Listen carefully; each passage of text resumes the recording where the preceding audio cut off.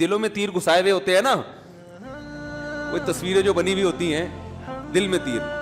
حالانکہ تمام تر ٹینشن جب محبت ناکام ہوتی ہے تو دل کے بجائے کس کو ہوتی ہے؟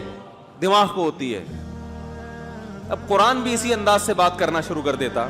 عرب کہتے ہیں یہ تو بلاغت کی کتاب نہیں ہے، یہ کس انداز میں بات کر رہا ہے.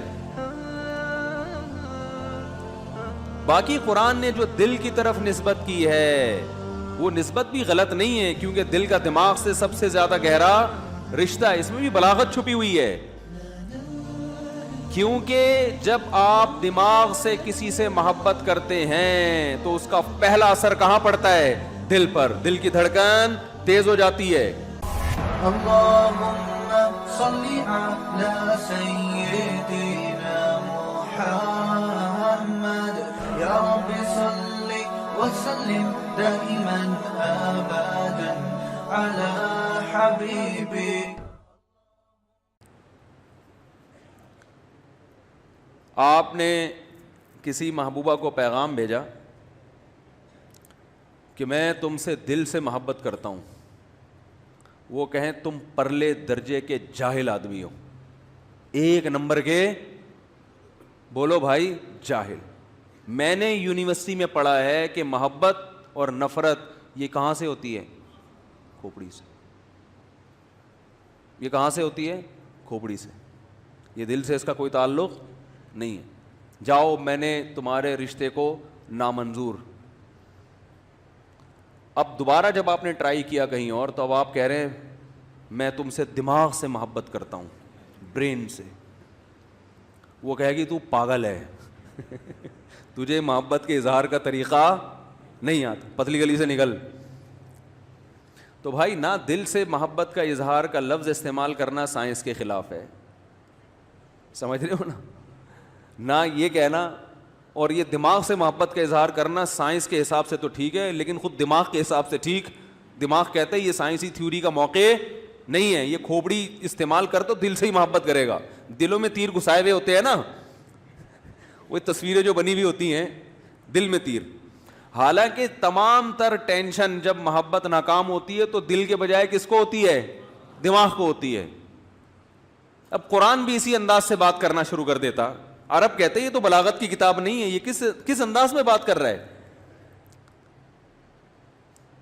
باقی قرآن نے جو دل کی طرف نسبت کی ہے وہ نسبت بھی غلط نہیں ہے، کیونکہ دل کا دماغ سے سب سے زیادہ گہرا رشتہ ہے. اس میں بھی بلاغت چھپی ہوئی ہے، کیونکہ جب آپ دماغ سے کسی سے محبت کرتے ہیں تو اس کا پہلا اثر کہاں پڑتا ہے؟ دل پر. دل کی دھڑکن تیز ہو جاتی ہے. اس کی مثال ایسے ہے جیسے قرآن کہتا ہے وَإِذَا سَمِعُوا مَا أُنزِلَ إِلَى الرَّسُولِ تَرَىٰ أَعْيُنَهُمْ تَفِيضُ مِنَ الدَّمْعِ. اے نبی جب یہ یہود و نصارہ قرآن کی تلاوت سنتے ہیں آپ ان کی آنکھوں کو دیکھتے ہیں کہ بہنا شروع کر دیتی ہیں، حالانکہ آنکھیں کسی کی نہیں بہتی، آنسو بہتے ہیں، آنکھیں اپنی جگہ پہ فٹ ہوتی ہیں. اب اس دور میں کوئی سائنسدان ہوتا جس کو سائنس کا ہیضہ ہو گیا ہوتا، معذرت سائنسدان ہونا بری چیز نہیں ہے، سائنس کا ہیضہ ہونا کیا ہے کہ جہاں سائنس فٹ نہیں بھی کرنی وہاں کیا کر رہا ہے.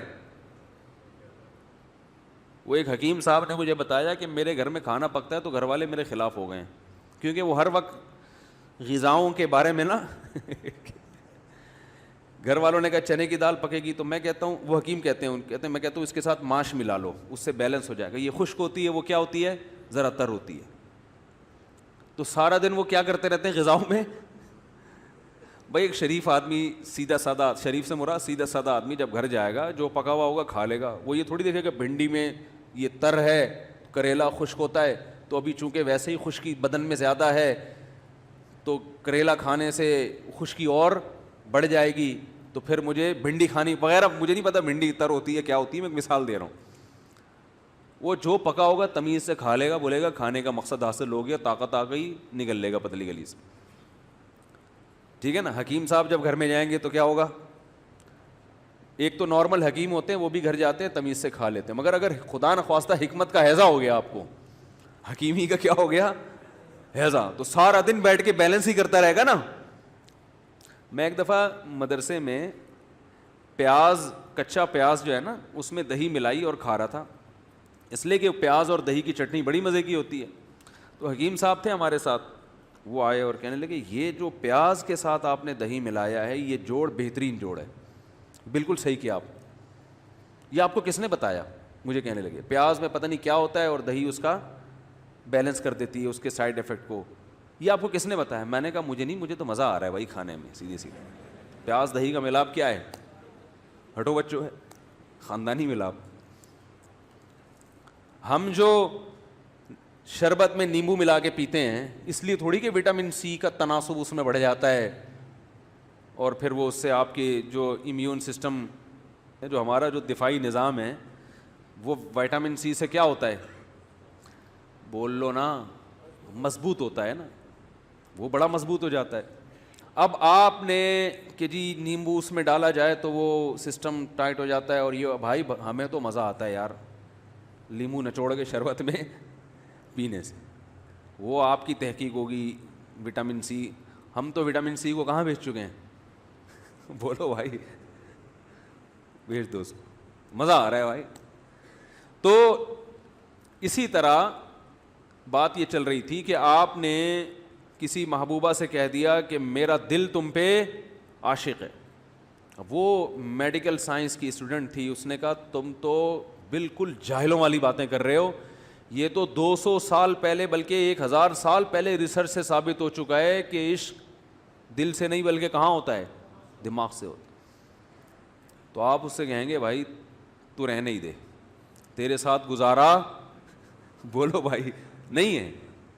تو قرآن ایک بلاغت کی کتاب ہے. ہاں میں یہ عرض کر رہا تھا کہ قرآن میں کیا آتا ہے, وَإِذَا سَمِعُوا مَا أُنزِلَ إِلَى الرَّسُولِ, جب رسول پہ جو کلام نازل ہوا یہ دیکھتے ہیں, تَرَىٰ أَعْيُنَهُمْ تَفِيضُ مِنَ الدَّمْعِ, آنسوؤں سے ان کی آنکھیں بہنا شروع کر دیتی ہیں, حالانکہ آنکھیں کسی کی نہیں بہتی. جب نبی صلی اللہ علیہ وسلم پر یہ آیت نازل ہوئی, آپ نے عربوں کو پڑھ کے سنائی, تو کسی عرب نے یہ اعتراض نہیں کیا کہ تحقیق سے پتہ چلتا ہے کہ آنکھیں نہیں بہتی بلکہ کیا بہتے ہیں, آنسو. وہ سمجھتے تھے بھائی ان کا مطلب کیا ہے, مقصد یہ کہ بہت زیادہ روتے ہیں بس, اس کے علاوہ اور کوئی مقصد نہیں ہے.